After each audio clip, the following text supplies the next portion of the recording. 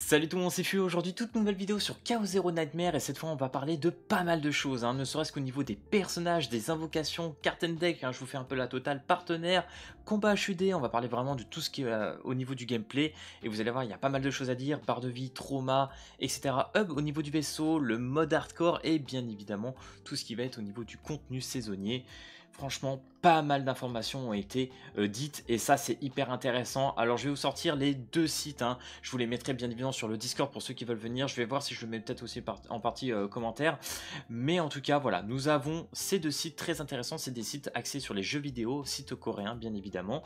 Et sur ces sites-là, souvent nous avons des exclusivités comme des interviews de développeurs.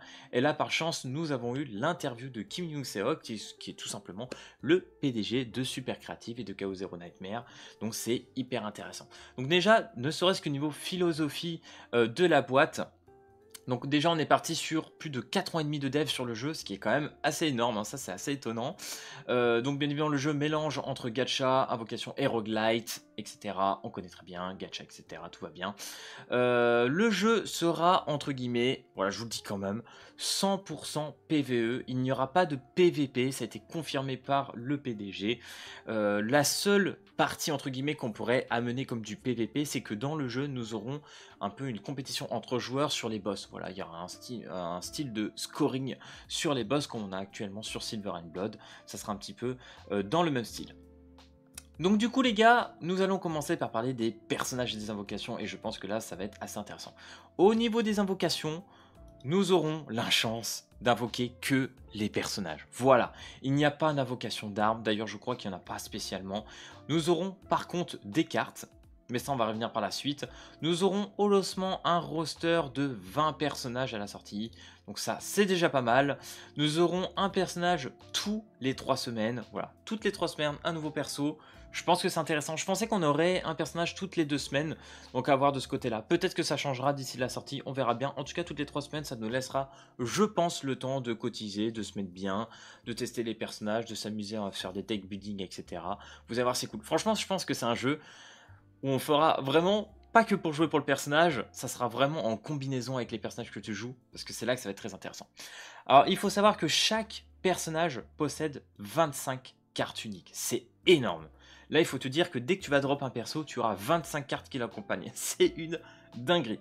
En ajoutant les communes plus les spéciales, au total nous aurons à la sortie 150 cartes jouables, c'est un truc de fou. A savoir que chaque combat et duel, dès que tu vas lancer une run, ta composition de team sera composée de 3 personnages. Donc ça c'est assez intéressant de ce côté-là. Au niveau des cartes et des decks, et compétences des persos, au niveau de la composition des cartes, tu en auras 12 cartes actives dont ton deck building. Donc bien évidemment tu vas jouer donc tes 3 personnages et tu choisiras 12 cartes pour partir sur tes runs. Après, comme vous l'avez vu in-game, comme on a pu voir sur les trailers, par exemple il y a des moments où on voit Renoa qui joue certaines cartes qui lui permettent aussi de gagner des cartes supplémentaires comme des Phantom Bullet, je crois qu'elle appelle ça, ça fait comme des sortes de cartes de munitions qui infligent des dégâts sur les ennemis. C'est assez intéressant. À savoir, pour ceux qui se posent la question, à partir du moment où tu as utilisé tes 12 cartes actives en run, elles sont recyclées pour revenir ensuite dans ta pioche. Voilà, a priori ça serait dans ce style là. Les cartes peuvent également évoluer, avoir plusieurs variantes, ça on l'a vu aussi au cours d'une run, exemple entre 3 choix d'une version. Je sais plus sur quel personnage on a eu ça, je crois que c'était aussi sur Renoa. On obtient aussi sur les cartes, au niveau des runs, des cartes communes, utilisables par tous, des cartes spéciales style monstre, divinité cosmique ou événement. Certaines cartes spéciales ne peuvent pas être sauvegardées ou seulement de manière probabilistique. Voilà, vous verrez qu'à la fin d'une run, tout ce qui est au niveau des cartes uniques sont sauvegardées à 100%. Par contre, les cartes monstres, divinités, etc., vous avez une probabilité de les avoir à la fin de la run. Ok les bros, j'ai fait une petite ellipse, je pense que je vais couper au montage, on verra bien. Je ferai peut-être plusieurs ellipses dans cette vidéo, mais vous le remarquerez pas, à mon avis. Donc je vais revenir sur la particularité des partenaires, les gars. C'est très important d'en parler. Comme vous le savez, dans le jeu, on peut faire des compositions donc de 3 personnages. Et à chaque personnage, tu peux équiper tout simplement un partenaire.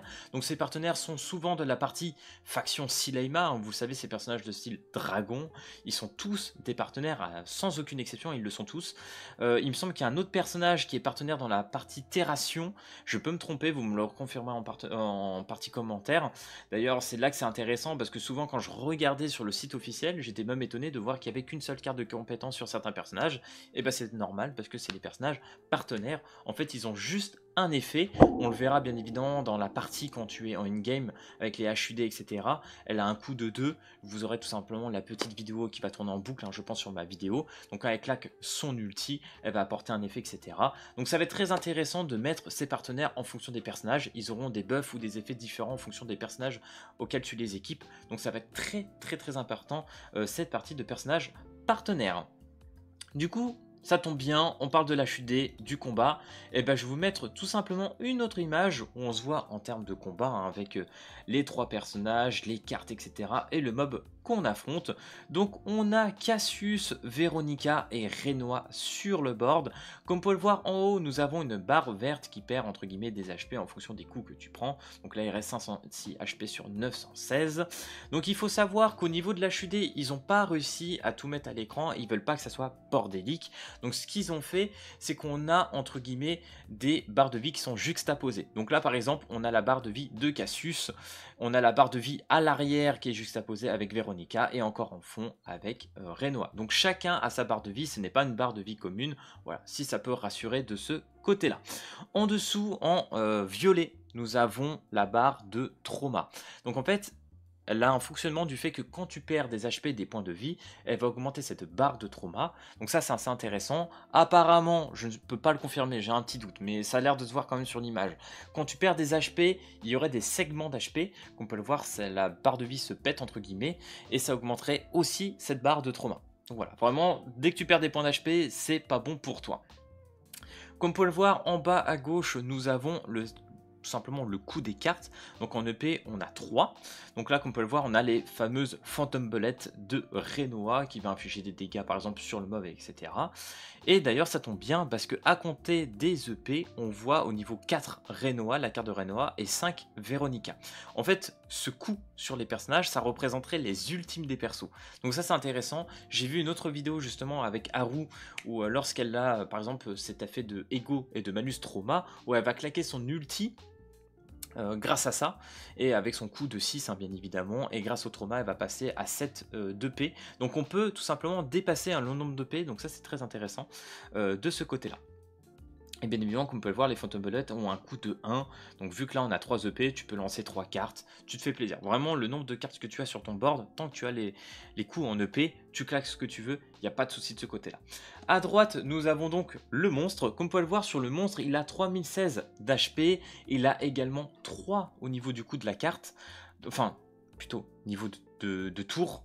J'essaie de bien m'exprimer les gars, je vous jure c'est hyper compliqué de tout remettre à l'écran comme ça, mais entre guillemets ça serait les intentions du monstre. Donc en gros, à partir de 3 tours, ce qui correspondrait au chiffre 3, au bout de 3 tours, il va te mettre une attaque décisive. Donc ça peut être une grosse compétence d'attaque qui va te faire énormément mal sur ta team, ça peut être un gros malus qui va affecter ta team, ou autre effet qui peut être néfaste sur toi. Donc voilà, ça serait à peu près de ce côté-là. Ça ne veut pas forcément dire qu'il doit attendre 3 tours pour t'attaquer, hein. C'est-à-dire qu'il peut te mettre des petites attaques en autre en attendant. On verra bien, une fois la bêta sortie, ce que ça va donner une game, mais normalement le chiffre 3 serait vraiment l'effet de se prendre un gros coup sur la tronche au niveau de ta team. Donc voilà, à peu près pour ce qui est de l'envers du décor sur la map du jeu. Après le 18+6 à droite, je ne sais pas trop. Est-ce que ça représenterait les cartes du mob, les cartes qu'il possède, etc. Je ne sais pas trop. On sent ici aussi qu'il y a un reset de tour. Peut-être que quand tu balances tes cartes, tu as peut-être fait une erreur, tu as envie de reset ton tour. Ça peut être ça au niveau du sablier. Et bien évidemment, le petit hockey pour finir ton tour. Et du coup, ça tombe bien, que se passe-t-il forcément quand ton personnage rentre en trauma, quand la valeur bien évidemment de la barre violette est trop haute, le perso entre en effondrement mental, et qu'est-ce que cela provoque? 2 nouvelles cartes Ego Trauma apparaissent dans le deck, donc ça vous allez le voir à l'écran, hein, je pense que je vais vous mettre avec les cartes de Haru justement. Ces cartes sont très puissantes, souvent coût réduit, mais rendent le perso instable. Qu'est-ce que ça veut dire? Risque de malus, de comportement forcé, par exemple te forcer à jouer des cartes que tu n'as pas forcément envie, fragilité au niveau du perso, hein, ton perso peut subir des malus, donc ça aussi ça peut être très intéressant, autant le perso peut devenir ultra fort comme il peut devenir hyper fragile et néfaste pour ta team, donc ça franchement c'est hyper intéressant. Donc, par exemple, vous le savez, à la fin de run, voilà, vous avez eu votre taux de trauma qui augmente, etc. Et le hub, le vaisseau, c'est là qui va devenir très intéressant parce qu'il y aura la possibilité de faire des soins psychologiques sur tes personnages, donc réduire par exemple la stade de trauma sur ton perso, ou tout simplement, et là je m'y attendais absolument pas, un effacement de mémoire complet, un reset mental. Qu'est-ce que ça fait ? Ça te permet tout simplement de perdre voilà, toutes les cartes sauvegardées. C'est-à-dire que tous tes runs que tu as fait avec le personnage, tout ce que tu as fait avec le perso, est reset. Bien évidemment, sauf les cartes uniques. Hein. Tu as les 25 cartes uniques, tu les perds pas. Mais par contre, tout ce que tu as gagné sur tes runs avec le personnage, au niveau des monstres, des cartes de divinité, etc., tout ça, ça saute. Voilà, et ça il faut le savoir, et vous allez me dire, mais quel intérêt du coup de faire un reset mental? Et ben je pense que le problème, c'est à partir du moment où ton personnage est rentré dans un état de trauma trop élevé et tu as trop de cartes néfastes dans ton deck que tu peux plus jouer parce que bah, c'est devenu trop le bordel avec ton perso, et ben il va atteindre un moment, à mon avis, où tu n'auras pas le choix et tu vas te dire, bah pour arrêter d'être dans des malus dans mes compositions et quand je pars en run, bah je reset le personnage pour repartir d'aplomb, regagner des nouvelles cartes, etc. Et c'est là que c'est hyper intéressant. Et c'est justement à ce moment-là qu'on va parler du mode hardcore, parce que vous savez, on a les modes classiques, story, événements ou autres, et bien évidemment, on a ce fameux mode hardcore qui va être très intéressant. Pourquoi? Parce que déjà, dans ce mode hardcore, nous aurons des animations, voilà, ne serait-ce que niveau même de trauma différents, etc. Et avec des animations de mort qui va être mises en avant, et ça, c'est hyper intéressant, parce que ton personnage peut mourir. Tu vas partir en mode hardcore, si ton personnage meurt tout simplement dans le mode hardcore, c'est comme si tu prenais un reset mental du perso. Voilà, ton perso il est reset, donc tu perds les cartes sauvegardées aussi. Donc ça c'est hyper important, mais qui dit risque élevé dit aussi récompense maximum les gars. Hein. Donc ça c'est hyper intéressant, j'ai trop hâte de tester le mode hardcore, je pense que c'est vraiment ce genre de truc qu'on fera en live ou en vidéo, on se fera des tests là-dessus. Franchement je pense que c'est un jeu qui va apporter vraiment une sorte d'originalité sur les gachas qu'on a aujourd'hui. Cette façon de jouer je la trouve super intéressante au niveau du deck building et cet aspect du trauma qui met le jeu vraiment dans des situations où tu vas te poser tellement de questions. Je trouve ça vraiment incroyable.